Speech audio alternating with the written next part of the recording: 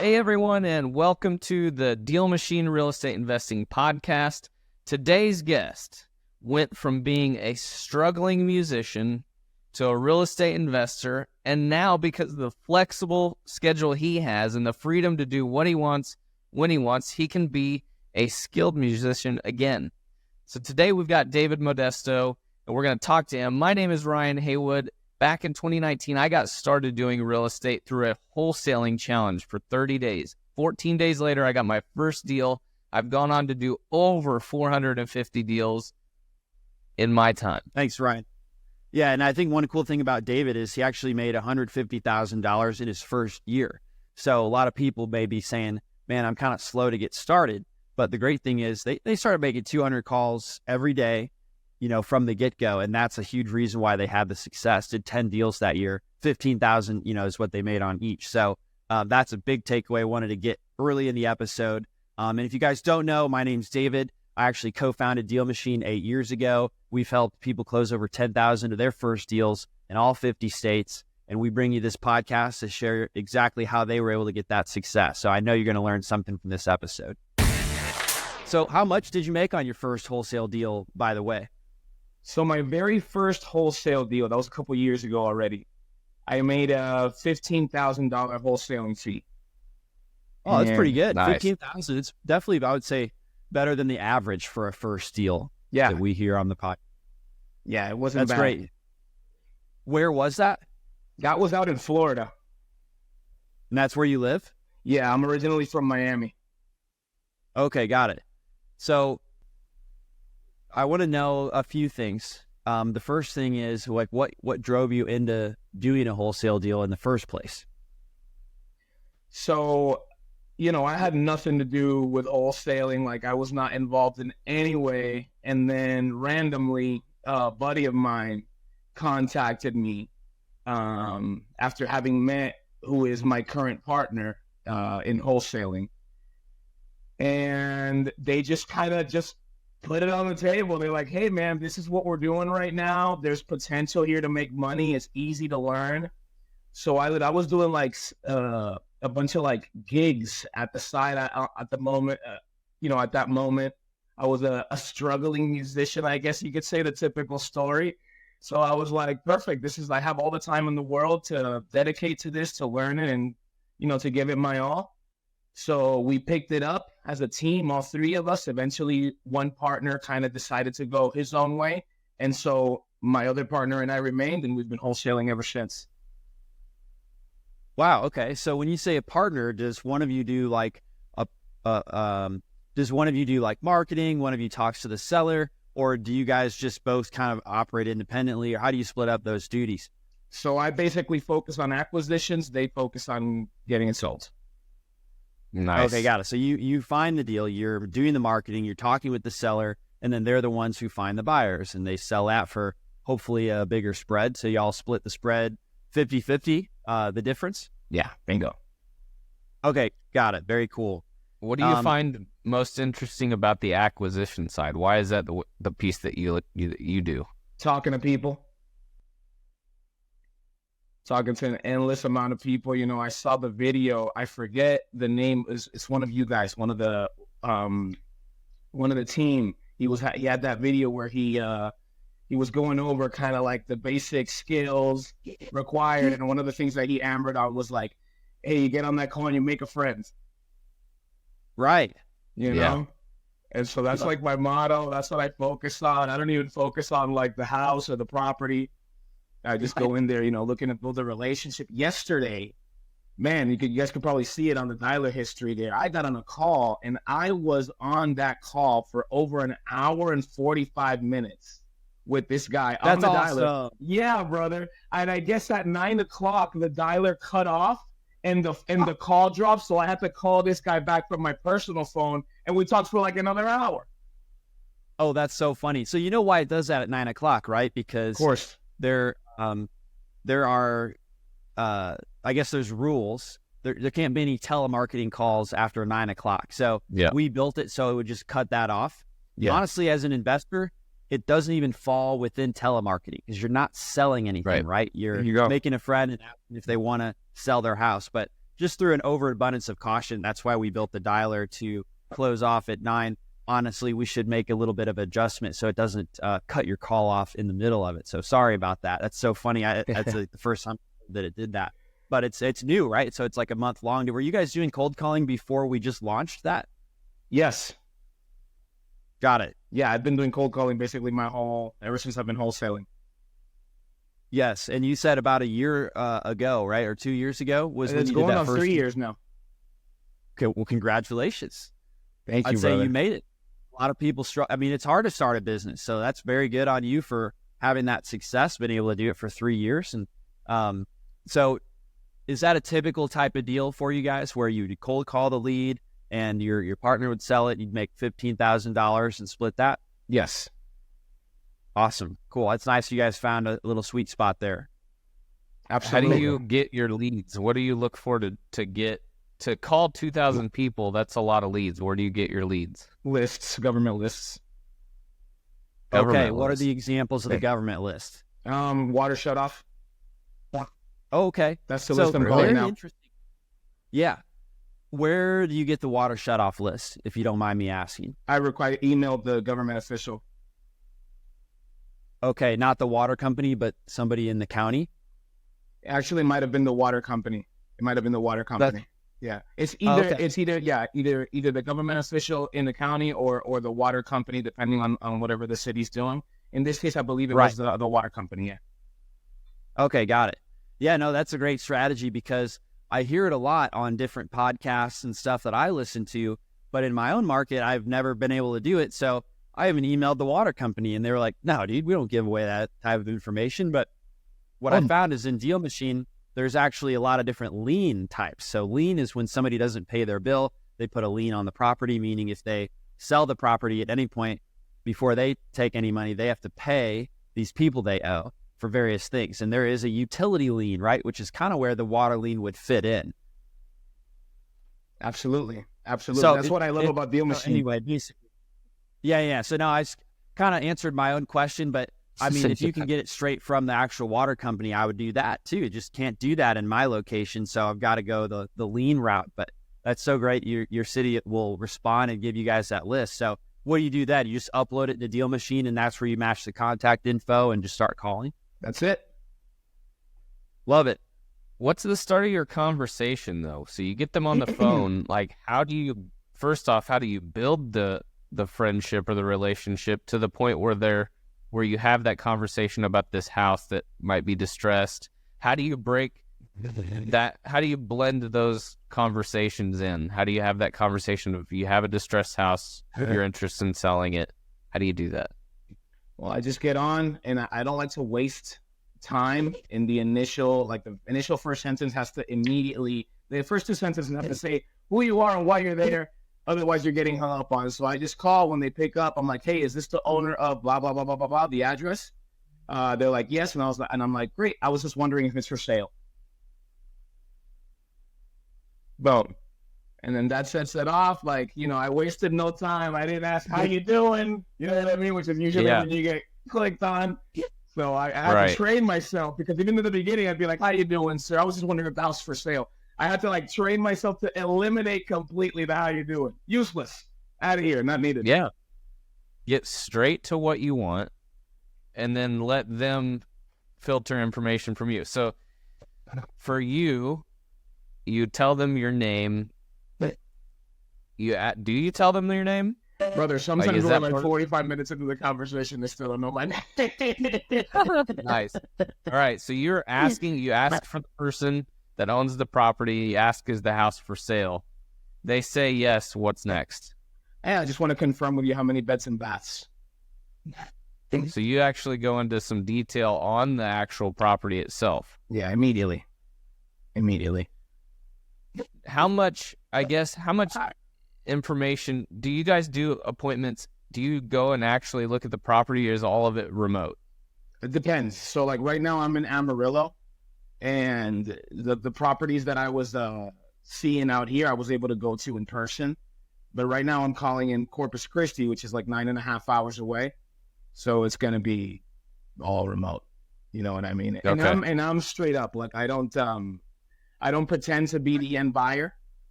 That way, when it comes time to send the people over there, I don't run into roadblocks, having to like, hey, pretend you're my partner or whatever. Right. And, How do you have that conversation? What do you tell them? Hey, my team wasn't interested. I presented this property to my team and they weren't jumping at the bits, but I showed this to one of my investor friends and they're wanting this.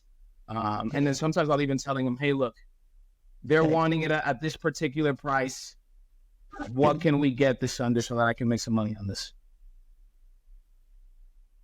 Hey guys, if you know you want to quit your job in the next 3 months, make sure you're subscribed to this podcast because we've got some incredible frameworks with step-by-step instruction that you're not going to want to miss.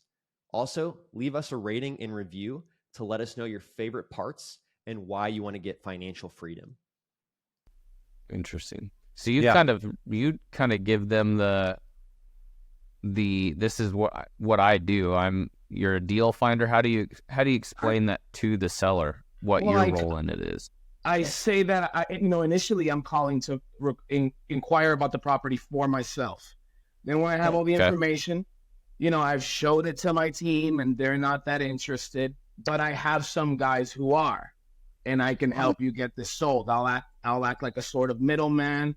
And either I'll explain to them, hey, I'm getting it under this. What can we get it under so that I can make some money? Or I'll just tell them, hey, he's willing to pay this. He's going to pay me a finder's fee, but that's completely separate from the offer he's making you.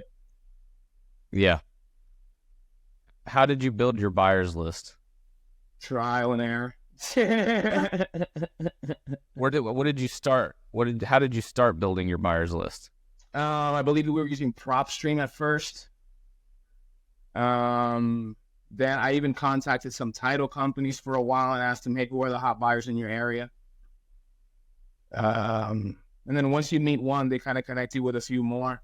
I contacted a bunch of realtors at one point, and they connected me to a ton of buyers. And then my partners have been doing real estate since, longer than I have. So they brought a bunch of old buyers that they were connected with too. Nice. How'd you get connected with those partners? Ooh. God. What do you mean? Like you like at church, literally? Just fate, you know what I mean? Like, it's crazy. It just kind of just came in one day. It showed up one day, and I jumped all over it. Like, I'm telling you, I got this call randomly out of the blue. Like, it wasn't like my buddy and I had been talking about getting into real estate. The conversation never even come up. I just got the call one day. Hey, met this dude who's showing me wholesaling. It looks like there's potential. Do you want to do this? And then we're off to the races. I think my partner, the one I'm working with now, he's originally from New York, but he came down to Florida because he was working construction at the time. He owned his own construction company. He went down to Florida to do some work, and then he just kind of told us about the whole wholesaling thing, and he kind of showed us the first couple of videos and the first couple of resources that we could start exploiting to kind of learn the skill and craft, and then here we are 3 years later. Got it. Well, that is great. I'm so glad that's worked out for you. How many deals would you say that y'all have done in the last 3 years? Man. So that first year, we did about 10. The second year, we sort of diverted and kind of did our own things for a while. And then this year we came back strong. And this last one, these two that I have under contract now, when they close, they'll be number 6 and 7 for the year. Yeah. That's great. That's fantastic. Were you working? You were a musician before, so you obviously were making more money in this. It sounds like, right? Are you able to still play music? Like, do you get to enjoy that now, but more of as a hobby, or how's your relationship with playing music changed? I could do it more now. Interesting. Yeah. Yeah, because I don't have to show up at 9 to 5. But it's fun that you had the ability, you had the time, because you were a struggling artist, you had the ability and the time available to put into developing wholesale, and now you can, because you've done wholesale, you have the time and availability to be an artist. So it's like the roles have completely reversed, and now you've got the freedom and flexibility to do what you want, which is great. Amen. Hallelujah. So how many shows do you get? How many gigs do you get now? Oh, brother, I don't even like. I right now I'm not even focusing on like I guess the career aspect of it all, and I'm like taking advantage of all this extra time to just like sharpen the skills and put in all those hours on the instrument that I couldn't before. And yeah, I feel like you know, I guess you can say because we get caught up in the rat race, we can sort of like squander our gifts, and we don't make the time to really become masters at them. And I believe that wholesaling is one of the few things in life that can give you back that opportunity that you may have like lost. You know what I mean? Do you have consistencies that you or practices that you use each week to keep your wholesale game consistent? Or do you kind of go get some deals, chill, or is there a rhythm or a pattern to your wholesaling business? I just never stop, man. I'm just always calling. I'm calling Monday through Monday. Like if anything, you know, Sunday I'll take an easy day, but Monday through Saturday I'm calling all day long, you know, 8 hours minimum. And that just keeps you constantly busy because there's no way that you're putting in 8 hours a day and you're not getting a few warm leads a day. You know what I mean? So then you gotta go underwrite those, you know, call them back, make your offer. So it's like, if anything, I find myself, I'm gonna have to start working Sundays too. Right? Yeah. What's your average assignment fee now?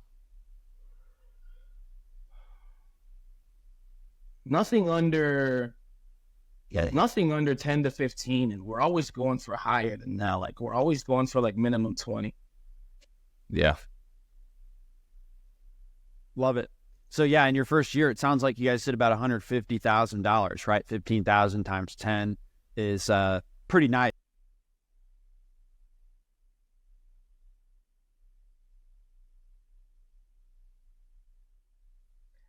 Personal craziness, life. You know, life took some turns, and you know, one of us had to go this way, the other one had to go that way. But you know, life is so crazy that like you think it's taking you away from something, but you're learning a bunch of lessons that you then apply when you get back. And it's like, oh my God, now I see how the two phases, all those seemingly different, were connected. So it's like, you know, it's like we went away for a while and then we came back with a vengeance. And then now this dialer dropped and it's completely changing the game. So could have been better time. Because God, I don't remember what I think so. I was looking for a dialer, and I'm on DealMachine. I don't remember what brought me to DealMachine. I think I was trying to skip trace, and I see that the dialer is about to drop tomorrow. So like I'm on DealMachine the day before the dialer drops, trying to find a skip tracing, a way to skip trace. And I'm like, AI dialer, what is this? So I start watching the videos. The webinar happens, and I watch that. And I'm like, oh my, shut up and take my money. So I hopped on immediately.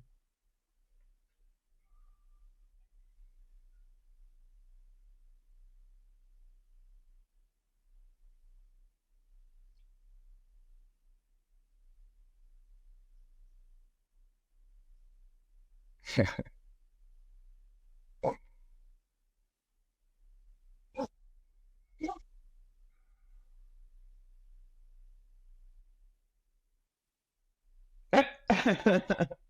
that about right? Are you guys calling like 3 hours a day, every business day?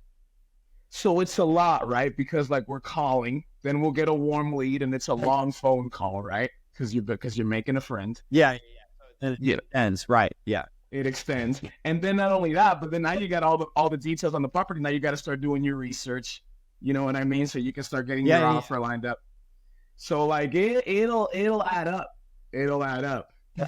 It's such a great feeling with the browser because it's so hands-free, you know what I mean? Like the notes are no longer part of the equation. You can go back. Well, and yes, literally... it leaves the notes for you. Pretty badass, actually. That is crazy. Yeah, so it leaves the notes for you.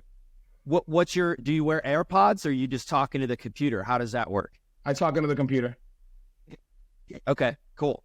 And then are you at home or are you going to an office? Or I guess coffee shop might be too loud, right? So where are you guys doing the calls?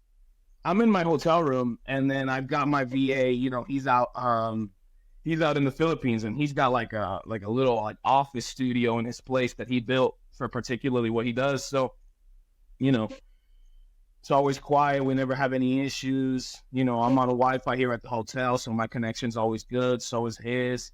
We've Right. had very, very little issues. We do notice that sometimes on the dialer, we'll get this. It'll say like, it'll be making calls, and then it'll like kind of get stuck on one, and then there'll be a notification at the bottom right that'll say like error. There was an error with our phone services, something. But that doesn't. It Good. seems like it might be just maybe the number. Something was wrong with the number, or maybe there was a small error with the system. But we haven't had any kind of like connection issues where we can't hear the other person on the phone or they can't hear us. It's been very, very fluent, man. Like I'm blown That's awesome away to hear. with how streamlined this thing makes the whole process. So if you guys are doing about 200 calls per day, have you been able to set any appointments in the last 2 weeks doing that? Oh, absolutely. Yeah, absolutely. How many would you say? So we have 2 properties that have already accepted our offers. Oh, amazing. Yeah. That's great. Yeah. So we sent contracts out. So- One of them signed already. The other one is having it reviewed. And then we've got a bunch of warm leads that we're following up on. You know, we have offers ready. Sometimes it's during the week, so they're working. It's hard to catch them, you know what I mean? But we've got their offer ready. Right. As soon as that phone rings and their face is on it, that offer will be given. And hopefully we get one more. Amazing. Gee, I love breaking down this too because it kind of benchmarks me for when somebody's asking what they need to do to get started, right? They can hear, oh, he got 2 appointments and they've accepted offers, but he also knows what he's doing, right? So somebody's just starting out, like they should set a goal of making 200 calls a day. I think that's a good Yeah. goal, actually. Yeah, so easy. So, Especially David, with man, this. I'm so thrilled you took a break from cold calling to call us this morning. And you've definitely made a friend on the end of this phone call, so I appreciate it. Thank you guys. We'll Thank love you to guys. send you for one. Yeah, man, we'll love to send you a DealMachine hat if that's of interest, or you could pick out a phone case, whatever on me. We've got a little swag store, and I'll send that if you're interested too. And just wanted to say thank you. Really appreciate your time this morning. I would love that, guys. You guys are awesome. Thank you for everything you're doing. You guys are changing the game. Yes, thank you so much. Where is a social media platform somebody listening might be able to look you up, connect with you, or check out anything that you've got going on? I'm on TikTok, at Son of the Shepherd. I'm on Facebook too. You'll find me as David Modesto. I don't really do much on there, just kind of connect with friends and stuff like that. So that would actually be a great place. Awesome. Yeah. Yeah. Thanks look me so up. much. I appreciate it. Thank you guys for the opportunity. I appreciate you guys. Thank you for everything you're doing. Thanks for listening to the DealMachine Real Estate Investing Podcast. Please leave us a review and follow along wherever you're listening to your podcast.